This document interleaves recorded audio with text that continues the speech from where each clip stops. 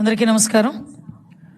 ఈరోజు అంటే ఒక్కొక్కసారి చాలా బాధ అనిపిస్తుంది. జగన్మోహన్ రెడ్డి పరిపాలన ఒక కేఆర్బి అని అందించుమించి మనం అనుకుంటాం, ఆర్ఆర్బి అని, రైల్వే రిక్రూట్మెంట్ బోర్డు అలాంటి మాటలు వింటూ ఉండేవాళ్ళం ఇంతకుముందు.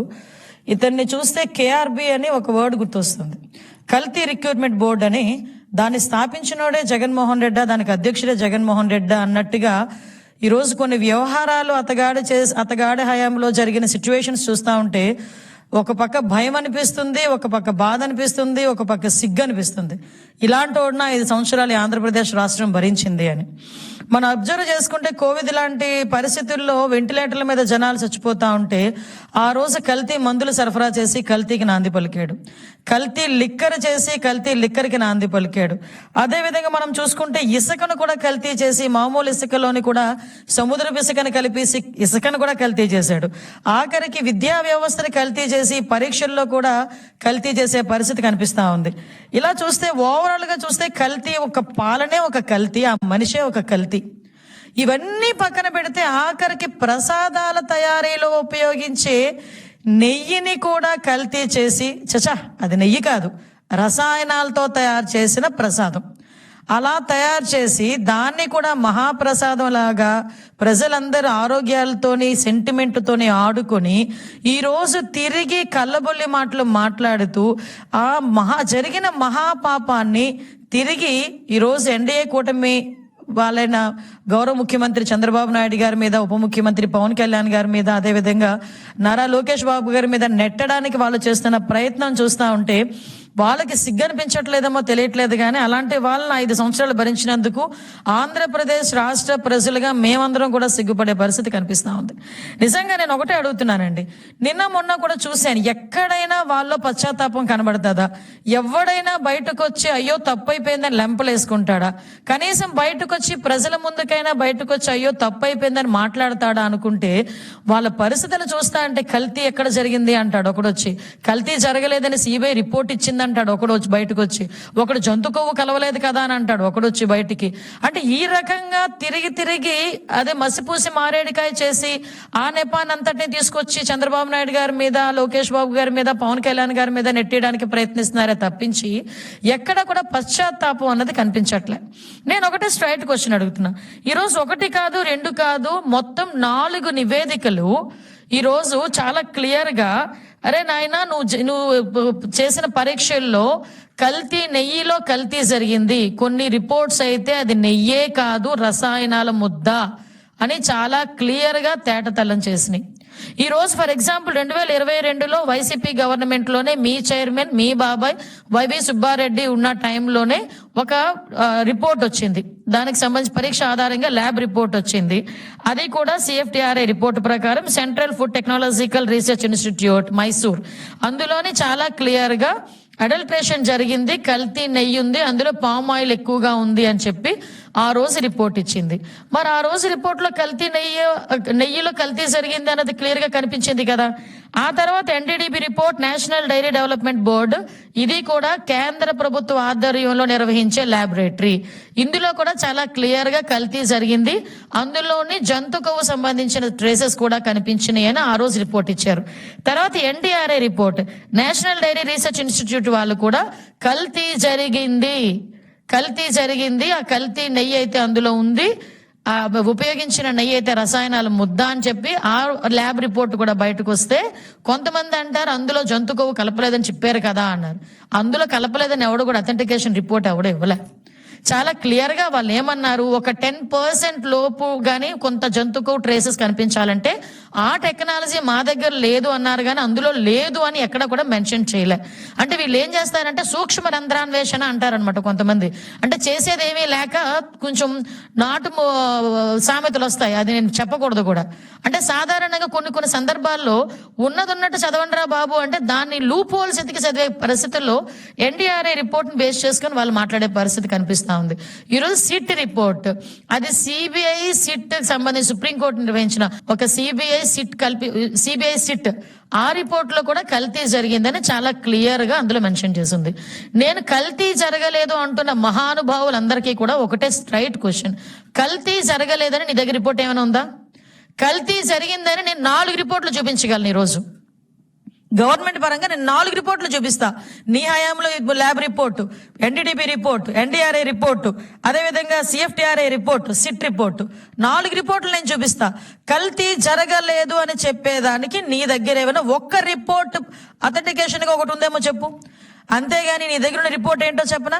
తాడేపల్లి కొంపలో ప్రింట్ అయ్యే ఒక సాక్షి పేపర్ ఏమి రాస్తే అదే రిపోర్ట్ అనుకొని బయటకు వచ్చి మేధావులు, ఒక్కొక్కడు 30 సంవత్సరాల రాజకీయ అనుభవం ఉన్న వాళ్ళు, 20 సంవత్సరాల రాజకీయ అనుభవం ఉన్న వాళ్ళు, అదేవిధంగా మాజీ మంత్రులు, మాజీ ఎమ్మెల్యేలు రోడ్డు మీదకి వచ్చి బయటకు వచ్చి వెంకటేశ్వర స్వామి భక్తి పార్వశంలో మునిగిపోతున్నామని చెప్తూనే అదే వెంకటేశ్వర స్వామి కొండ మీద మహాపాపం జరిగితే ఆ మహాపాపం తాలూకా నివేదిక గురించి మాట్లాడండిరా అంటే సాక్షి పేపర్ ప్రింట్ అయిన ఒక నివేదికను తీసుకొచ్చుకొని ఇది అక్కడ కల్తీ జరగలేదు అని మాట్లాడతాడు.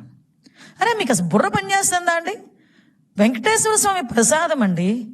తిరుమల తిరుపతి దేవస్థానానికి ఎవరైనా యాత్రకి వెళ్ళారనుకోండి, ఆ యాత్ర ఎప్పుడు పూర్తవుతుందో తెలుసా జగన్మోహన్ రెడ్డి గారు? అఫ్ కోర్స్ మీకు తెలియదు, మీకు హైందత్వం గురించి మీకు తెలియదు. కాబట్టి కొంతమంది మీ చుట్టుపక్కల ఉన్న వాళ్ళైనా కనుక్కోండి. చాలా మంది అక్కడ మీ బాబాయ్ గారు వైవి సుబ్బారెడ్డి అక్కడ చైర్మన్ చేశారు. మీ పక్కనే ఉండే భూమన్ కరుణాకర్ రెడ్డి, చెవిరెడ్డి భాస్కర్ రెడ్డి, ప్రతిసారి ఎంతో కొంతమందిని తీసుకెళ్లే మీ మహిళా మంత్రులు చాలా మంది ఉన్నారు కదా. వాళ్ళందరినీ అడగండి యాత్ర ఎలా కంప్లీట్ అవుతుందంటే కొన్ని ఏరియాస్లో కానీ చాలా మట్టుకు తిరుమల తిరుపతి దేవస్థానంకి వెళ్ళి వెంకటేశ్వర స్వామిని, ఆ కలియుగ వెంకటేశ్వర స్వామిని మనస్ఫూర్తిగా దర్శించుకొని ప్రసాదాన్ని కాలికి తగలకుండా, కిందన కూడా పెట్టకుండా, చెప్పులతో కూడా చెప్పులు వేసుకొని కూడా ప్రసాదాన్ని చేతిలో పట్టుకోకుండా ప్రశాంతంగా ఇంటికి తీసుకొచ్చి పూజ గదిలో పెట్టి పూజ చేసి 10 మందికి చుట్టుపక్కల ఉన్న వాళ్ళకి ప్రసాదాన్ని పంచి అప్పుడు వాళ్ళ దీక్ష విరమణ చేస్తారు. అది తిరుమల తిరుపతి దేవస్థానం తాలూకా యాత్ర మహత్యం. అప్పుడే యాత్ర కంప్లీట్ అన్నట్టు. ఒక ముడుపు కట్టుకొని ఎంతో ఆశతో ఆ ముడుపు తీసుకెళ్లి ఆ తిరుమల తిరుపతి దేవస్థానంలో వేసి ప్రసాదం తెచ్చుకుంటారు. మీరు తిరుమల తిరుపతి దేవస్థానానికి వెళ్ళిన తర్వాత తిరుపతి వెళ్ళామంటే దర్శనం బాగా జరిగిందా? First question. సెకండ్ క్వశ్చన్, ప్రసాదం ఎక్కడ? ఇది కామన్ గా ఎంత కోటీశ్వరుడైనా అపర కోటీశ్వరుడైనా కూడా తిరుమల తిరుపతి దేవస్థానంకి వెళ్ళాను, తిరుపతి వెళ్ళాను అంటే ప్రసాదం తెచ్చావా అని అడుగుతారు. అంటే తిరుమల తిరుపతి దేవస్థానంలో కలియుగ వెంకటేశ్వర స్వామి దర్శనం ఎంత గొప్ప, ఆ కలియుగ వెంకటేశ్వర స్వామి దర్శనం తర్వాత ఆయన ఇచ్చే ప్రసాదాన్ని కూడా అంత గొప్పగా స్వీకరించేటంత సనాతన ధర్మం కలిగిన మన హైందవత్వం ఇది. అటువంటి ప్రసాదాల్లోని నెయ్యి అన్న ఒక పదార్థం అనేది చాలా ప్రాంప్ట్ అనమాట. ఎందుకంటే పోటు పక్క నుంచి వెళ్తే ఆ నెయ్యి గుమగుమలకి ప్రసాదం ఇక్కడ తయారు చేస్తున్నారు అండ్ ఈవెన్ దో మన సంచిలోని ఆ ప్రసాదం తెచ్చుకున్న ఆ గీ స్మెల్ కొన్ని రోజులు పోదు. అంటే అంత మంచి గీ వాడతారు. ఏమంటే ప్రసాదాల్లో తయారు చేసిన నెయ్యిని కూడా కల్తీ చేశారంటే వీళ్ళు కల్తీ బతుకుల గురించి మనం ఒక్కసారి ఆలోచిస్తే జుగుప్సాకరంగా కనిపిస్తుంది. నిజంగా ఎలాంటి వాళ్ళైనా ప్రజలు కూడా ఈరోజు ఆలోచిస్తున్నారు. వాళ్ళలో కూడా ఏంటండి, వాళ్ళు వాడే రసాయనాలు ఏంటి? 60 లక్షల కిలోల పామాయిల్, 60 లక్షల కిలోల పామాయిల్ ఉపయోగించారు. పామ్ కెర్నల్ ఆయిల్ ఉపయోగించారు. 8.90 లక్షల acetic acid, Easter, lactic acid, food grades, monoglycerides, beta keratin. ఈరోజే తెలిసింది లప్సా. ఎందులో యూజ్ చేస్తారో తెలుసా అండి? బాత్రూమ్ క్లీనర్స్కి ఉపయోగించే ఒక కెమికల్ని దేవదేవుడికి పెట్టే ప్రసాదంలో కలిపి అలాంటి దాన్ని కూడా తీసుకొచ్చి ప్రజలకు అప్పచెప్పి వాళ్ళ మనోభావాలతోనే కాకుండా వాళ్ళ ఆరోగ్యాలతో కూడా ఆడుకున్నారంటే నిజంగా క్షమించాలా అని అడుగుతున్నాను. నేను ఈ క్వశ్చన్ క్షమించాలని అడుగుతున్న క్వశ్చన్ ప్రజలను అడుగుతున్నాను. ఇలాంటి వాళ్ళని క్షమించాలా? ఇంకా మన మధ్యలోని వీళ్ళు మనుషులుగా తిరిగే అర్హత ఉందా వీళ్ళకి? ఎంత మహాపాపానికి వడిగట్టారండి. ఇది మహాపాపం కాదా? అంటే ఇదంతా కూడా గీలా కనిపించడానికి, గీలా చిన్న స్మెల్ రావటానికి ఇన్ని కెమికల్స్ వాడారు. అంటే ఇక్కడ లబ్సా గురించి మాట్లాడితే ఇందాక మనం చాలా మాధ్యమాల్లో కూడా చూసాం. అసలు ఆ లబ్సా అనేది ఎందుకు కొనుగోలు చేశారు అంత క్వాంటిటీ ప్రకారం? చాలా వాటికి సమాధానం చెప్పాల్సి వస్తుంది. ఈరోజు కల్తీ జరగలేదన్న మహానుభావులందరూ కూడా. ఈరోజు అదే విధంగా ఒకసారి చూస్తే ఇక్కడ అసలు నాకు ఇప్పటికీ కూడా అర్థం కాని ఒక లాజిక్ అనమాట. అంటే నేను సిట్ రిపోర్ట్ చూసాను. నెక్స్ట్ ఇంకొక విషయం చెప్పాలండి, దాని తర్వాత దీని దగ్గరకు వస్తా. కరెక్ట్గా ఇంకా సిట్ ఛార్జ్ షీట్ వస్తుంది అని, సిట్ రిపోర్ట్ వస్తుంది ఇంకో 4-5 రోజుల్లోనో లేకపోతే 2-3 రోజుల్లోనో అనేసరికి ప్రజల తాలూకా మైండ్ సెట్ని ప్రిపేర్ చేయడానికి ఒక అబద్ధపు మూక బయలుదేరింది. నేను ఆ రోజే అనుకున్న, గ్యారంటీగా అందులో ఏదో ఉంది, అందుకే వీళ్ళు మొదలు పెట్టారు అని. 3 రోజుల ముందు నుంచి ఇంకా ప్రజలకు అథెంటికేషన్గా ఒక పేపర్ రాలే, ఏది రిపోర్ట్ రాలే. కానీ 3 రోజుల ముందు నుంచి ఇందులో జంతుకోలేదని సిబిఐ చెప్పింది, జంతుకోలేదని సిబిఐ చెప్పింది, జంతుకోలేదని సిబిఐ చెప్పింది. అంటే ప్రతి ఒక్కరు ఎలా ఆలోచించారంటే జంతుకోలేదా అంటే కల్తీ జరగలేదా? అది కాదు కదా, రిపోర్ట్ వచ్చిన తర్వాత చూసాం అందులో అడల్ట్రేషన్ జరిగింది, జంతు కొవ్వు ఉంది, 254 కోట్లు ఎవరి జేబులోకి వెళ్ళినాయి, ఇంత స్కామ్ జరిగింది. వైవి సుబ్బారెడ్డి తాలూకా పిఏనే ఇంచుమించుగా 4,50,00,000 రూపాయలు ట్రాన్సాక్షన్స్ అందులో కనిపించినాయి.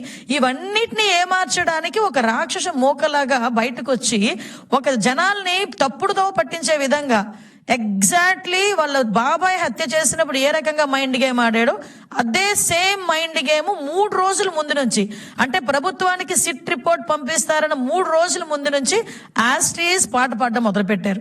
అంటే ప్రజల్ని ట్యూన్ చేయడం మొదలుపెట్టారు. ప్రజలేమి ఎర్రివాళ్ళు కాదబ్బా, ప్రజలు చదువుకున్నారు. వాళ్ళకి దేవదేవుడు కలియుగ వెంకటేశ్వర స్వామి మీద ఒక భక్తిభావం ఉంది. నేను నిజంగా ఒక మాట చెప్పాలబ్బా, ఎందుకంటే ఇన్ని రోజులు కల్తీ జరిగిన తర్వాత ఇన్ని రోజులకి బయటకు వచ్చిందంటే అది నిజంగా నాకు తెలిసి వెంకటేశ్వర స్వామి బయటకు చెప్పించారేమో. నిజంగా వెంకటేశ్వర స్వామిని నమ్మిన వ్యక్తిగా నేను మాట చెప్పాలి.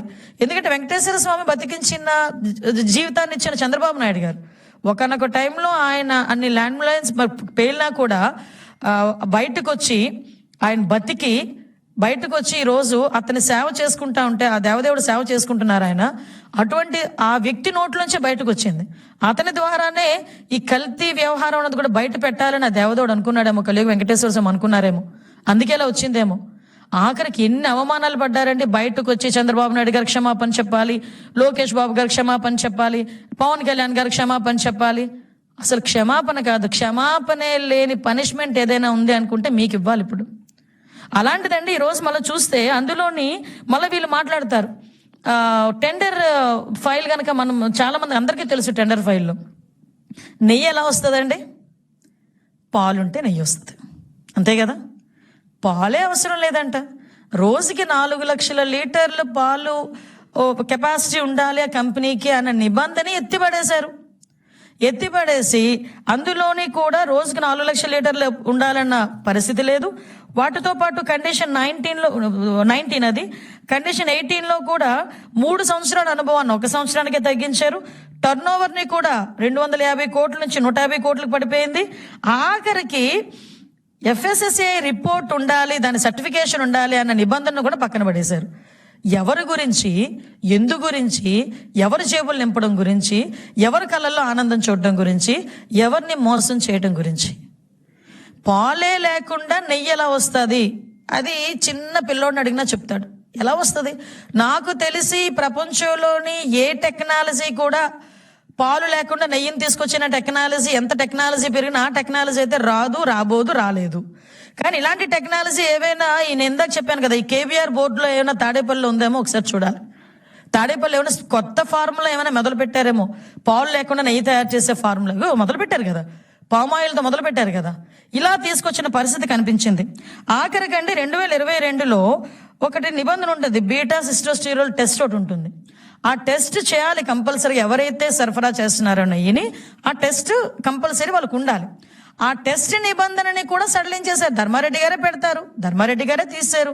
ఎందుకోసం తీశారో తెలియదు, ఎవరి కోసం తీశారో తెలియదు, ఎంత దానికి ఖరీదు చేశారో కూడా తెలియదు, ఎవరు జేబులు నింపడానికి చేశారో కూడా తెలియదు. ఎందుకు చేశారని అడిగితే దానికి సమాధానం లేదు. ఈ రోజు ఆఖరికి లాస్ట్ అండ్ ఫైనల్ గా ఈ మహాపాపాన్ని తల చుట్టుకుంటుంది అనుకున్నాడో ఏంటో తెలియదు కానీ ఈ వైవి సుబ్బారెడ్డి ఎక్స్ చైర్మన్ జగన్మోహన్ రెడ్డి తాలూకా వాళ్ళ బాబాయ్ ఈ రకంగా ఈ రోజు మాట్లాడుతున్నారు. ఈ రోజు ఒకసారి వినండి ఒక interview. I agree that they have submitted in their report that ghee is adulterated, and they have also mentioned adulterated ghee supplied because of so many people's involvement and some officers involvement, some third persons involvement in the, all those people were named and charge sheeted also. Ghee is adulterated with some palm oil, some canola oil, some other items, whatever it is.